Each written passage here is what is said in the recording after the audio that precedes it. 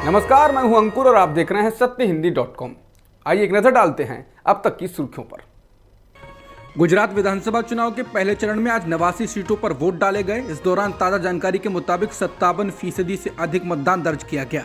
मतदान शाम 5 बजे समाप्त हो गया है। ये सुबह 8 बजे शुरू हुआ था। पहले चरण में कच्छ, सुरेंद्रनगर, जामनगर, द्वारका, पोरबंदर, जूनागढ़, नवसारी, वलसाड, भरूच, सूरत, तापी, डांग, अमरेली, भावनगर, बोटाद, नर्मदा, गिर सोमनाथ की सीटों पर मतदान हुआ। इस चरण के प्रमुख उम्मीदवारों में आम आदमी पार्टी के मुख्यमंत्री पद के उम्मीदवार इसुदान गढ़वी, गुजरात के पूर्व मंत्री पुरुषोत्तम सोलंकी, 6 बार के विधायक कुंवर जी बावलिया, कांतिलाल अमृतिया, क्रिकेटर रविंद्र जडेजा की पत्नी रीबावा जडेजा और गुजरात आप के अध्यक्ष गोपाल इटालिया शामिल हैं। गुजरात चुनाव में एक और जहां आज मतदान हुआ है तो दूसरी ओर पीएम मोदी ने अहमदाबाद में अपना 50 किलोमीटर लंबा रोड शो किया है। ये रोड शो पहले 3:30 बजे शुरू होने वाला था, लेकिन देरी से 5 बजे के बाद शुरू किया गया। हालांकि टीवी चैनलों पर दिन भर पीएम मोदी का रोड शो छाया रहा और इस दौरान कांग्रेस के प्रवक्ता इस बात की शिकायत करते रहे कि मीडिया राहुल गांधी की भारत जोड़ो यात्रा को नहीं दिखा रहा है, जबकि यात्रा में इस रोड शो से कहीं अधिक जनता का हुजूम उमड़ रहा है।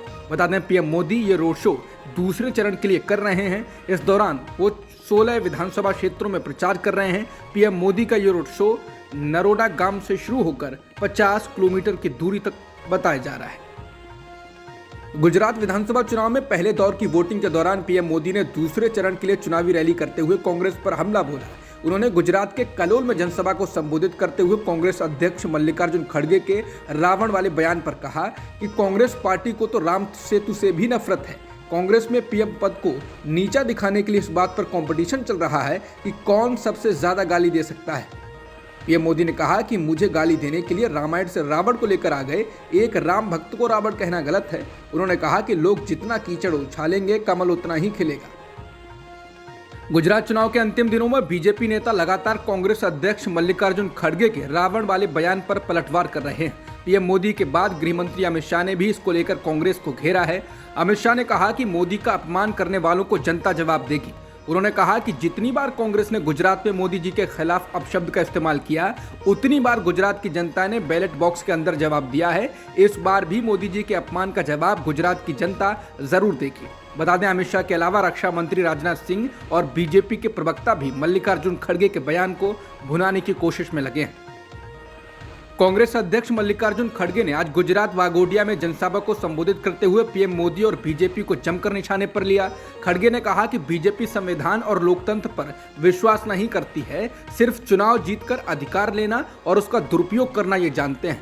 कांग्रेस अध्यक्ष ने कहा कि गुजरात 27 साल से मोदी जी और बीजेपी के हाथ में है और 9 साल से पीएम मोदी देश के प्रधानमंत्री होकर काम कर रहे हैं। इसके बावजूद भी गुजरात का जीडीपी क्यों गिर रहा है, गुजरात के लोग दिन प्रतिदिन क्यों गरीब हो रहे हैं और चंद लोग अमीर हो रहे हैं। खड़गे ने कहा कि इस देश के 142 लोगों की एक साल में आमदनी 30 लाख करोड़ बढ़ती है और 84% लोगों की इनकम घटती जा रही है। क्या मोदी को इसकी चिंता नहीं है? खड़गे ने कहा कि पीएम मोदी 13 साल से अधिक गुजरात के मुख्यमंत्री रहे, अब 9 साल से प्रधानमंत्री हैं, फिर भी हर रोज कहते हैं कि मैं गरीब हूं।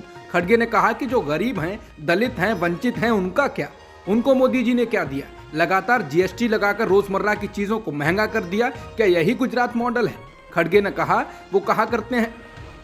खड़गे ने कहा कि पीएम मोदी कहते हैं कि कांग्रेस हर रोज हमें 2 किलो गाली देती है, लेकिन खुद वो कांग्रेस को हर रोज 4 क्विंटल गालियां देते हैं, नहीं तो उनका खाना हजम नहीं होता है। खड़गे ने कहा कि आखिर कब तक लोगों से सिंपैथी के नाम पर वोट मांगते रहेंगे, विकास और काम के नाम पर वोट मांगिए। कांग्रेस अध्यक्ष मल्लिकार्जुन खड़गे ने गुजरात में जनसभा को संबोधित करते हुए कहा कि चाहे पंचायत के चुनाव हो या जिला पंचायत के, सभी जगह मोदी जी आकर कहते हैं कि मुझे देखकर वोट दो। फिर पंचायत अध्यक्ष और एमएलए क्या काम करेंगे जब मोदी जी अकेले ही श्रेय लेना चाहते हैं? खड़गे ने कहा कि मोदी जी यही कहते रहते हैं कि मैंने ये किया, मैंने वो किया। कांग्रेस ने तो देश को आजादी दिलाई। महात्मा गांधी ने कभी आकर कहा कि हमने तुमको आजादी दिलाई। पंडित जवाहरलाल नेहरू ने कभी कहा कि हमने भाखड़ा नागल बांध बनाया, आईआईटी बनाई, ये बनाया, वो बनाया। कांग्रेस अध्यक्ष ने कहा कि ग्रीन रिवॉल्यूशन और व्हाइट रिवॉल्यूशन के साथ कांग्रेस ने देश के लोगों का भोजन सुनिश्चित किया। हम नर्मदा बांध और अमूल डेयरी लेकर आए और पीएम मोदी पूछते हैं कांग्रेस ने क्या किया? खड़गे ने कहा कि मोदी जी बताएं तो कि उन्होंने गरीबों के लिए कितने मेडिकल कॉलेज खोले हैं। कुछ नहीं किया और जो हमने बनाया उसको भी बेच रहे हैं। और हमसे पूछते हैं कि हमने 70 सालों में क्या किया, इसीलिए इस बार हमको एक बार चांस दो। आपने उनको बहुत चांस दिया, कुछ फायदा नहीं हुआ। अब हम हमेशा गरीबों की तरफदारी करते आए हैं। हमारे लोगों ने आज़ादी के लिए जान दी, देश को एक रखने के लिए इंदिरा गांधी और राजीव गांधी ने जान दी। आप तो जान ले रहे हैं, देने का सवाल कहाँ। मध्य प्रदेश के उज्जैन से आगे बढ़ रही भारत जोड़ो यात्रा में आज अभिनेत्री स्वरा भास्कर भी शामिल हुई। राहुल गांधी के साथ अभिनेत्री की तस्वीर को कांग्रेस पार्टी ने अपने ट्विटर हैंडल से साझा किया है। साथ ही लिखा है कि समाज के हर वर्ग की उपस्थिति ने इस यात्रा को सफल बनाया है। वहीं अभिनेत्री स्वरा भास्कर ने भी लोगों से ट्वीट कर इस यात्रा में शामिल होने की अपील की। स्वरा ने कहा कि यात्रा में शामिल होएं, नफरत का विरोध करें और देश के लिए खड़े होइए।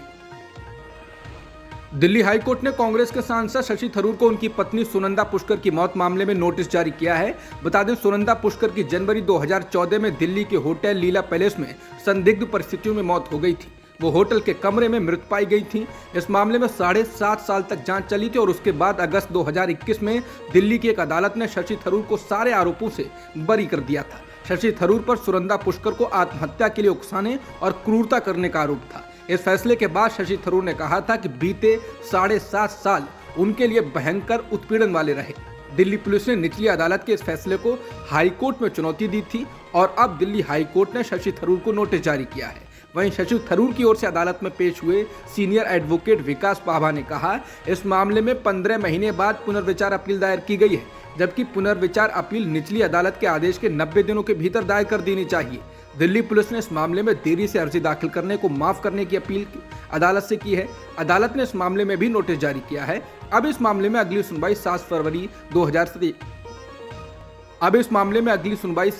2023 को होगी। महाराष्ट्र और कर्नाटक के बीच कई सालों से चल रहे सीमा विवाद को लेकर बेलगावी के एक कॉलेज में आयोजित कार्यक्रम में एक छात्र को पीट दिया गया। इसका एक वीडियो सामने आया है जिसमें दिख रहा है कि एक कार्यक्रम के दौरान एक छात्र ने कर्नाटक के पारंपरिक ध्वज को लहराया तो महाराष्ट्र के छात्र उस पर आग बबूला हो गए और उन्होंने उस छात्र की जमकर पिटाई कर दी। कार्यक्रम में बड़ी संख्या में लोग मौजूद थे। छात्रों को झगड़ते देख टीचर और कॉलेज के स्टाफ के सदस्य बीच बचाव के लिए पहुंचे। इलाके की पुलिस भी मौके पर पहुंची और मामले की जांच शुरू की है। बता दें, बेलगावी जिला कर्नाटक में पड़ता है, लेकिन महाराष्ट्र उस पर अपना अधिकार जताता है। जिस छात्र पर हमला किया गया है वो नाबालिग है और 12वीं का छात्र है। एनडीटीवी के मुताबिक पुलिसकर्मी ने उससे कहा कि ऐसे वक्त में जब ये विवाद चर्चा में है तो उसे कर्नाटक का झंडा नहीं फहराना चाहिए था। बता दें, बीते कई दिनों में एक बार फिर ये विवाद तेज हुआ है। कुछ दिन पहले कर्नाटक के मुख्यमंत्री बसवराज बोम्मई ने महाराष्ट्र के सांगली जिले में पड़ने वाले कुछ गाँवों में जल संकट को देखते हुए इनके कर्नाटक में विलय का प्रस्ताव पास किया था। इस पर महाराष्ट्र के डिप्टी सीएम देवेंद्र फडणवीस का बयान आया था कि महाराष्ट्र के किसी भी सीमावर्ती गांव के किसी दूसरे राज्य के साथ जाने का कोई सवाल ही पैदा नहीं होता। कर्नाटक का झंडा लहराने के बाद छात्र की पिटाई के वीडियो के वायरल होने के बाद कन्नड़ समर्थक संगठनों ने कर्नाटक के बेलगावी में विरोध प्रदर्शन किया है और उन लोगों के खिलाफ कार्रवाई की मांग की है जिन्होंने छात्र को पीटा है। कन्नड़ रक्षण वेदिके ने आरोप लगाया है कि छात्र को इसलिए पीटा गया क्योंकि वो कर्नाटक का झंडा लहरा रहा था। कन्नड़ समर्थक समूह ने यह भी आरोप लगाया कि जब वो शिकायत दर्ज कराने पुलिस स्टेशन पहुंचा तो पुलिस ने भी कथित तौर पर उसकी पिटाई की। केआरबी के एक सदस्य दीपक गुडागा ने कहा कि हम तब तक विरोध जारी रखेंगे जब तक कि दोषियों को सजा नहीं मिल जाती। दिल्ली के श्रद्धा हत्याकांड के आरोपी आफताब पूनावाला का आज नार्को टेस्ट दिल्ली के रोहिणी स्थित अंबेडकर अस्पताल में किया गया। जानकारी के मुताबिक गुरुवार सुबह 10 बजे शुरू हुआ नार्को टेस्ट 2 घंटे में पूरा हुआ। सूत्रों के मुताबिक नार्को टेस्ट के दौरान आफताब की तबीयत बिल्कुल ठीक थी, जिसके बाद नार्को टेस्ट की प्रक्रिया शुरू की गई। पुलिस ने कोर्ट में दलील दी थी कि आरोपी की कहानियों पर भरोसा नहीं किया जा सकता है, वो ठीक तरह से जवाब नहीं दे रहा है, जिसके बाद कोर्ट ने नार्को टेस्ट की अनुमति दे दी थी। मालूम हो कि आफताब ने इसी साल 18 मई को अपनी live in partner Shraddha Walker की हत्या कर दी थी और बाद में शरीर के 30 से अधिक टुकड़े किए थे। उसको काटा था और फ्रिज में रखा था। 3 सप्ताह तक शव के टुकड़ों को बाहर ले जाकर फेंकता था। जांच एजेंसी ईडी ने तेलंगाना के मुख्यमंत्री के चंद्रशेखर राव की बेटी और एमएलसी के कविता का नाम केजरीवाल सरकार द्वारा लाई गई और फिर वापस ली गई शराब नीति की जांच में शामिल कर लिया है। ईडी ने बुधवार को आबकारी नीति के मामले में कारोबारी अमित अरोड़ा को गिरफ्तार किया।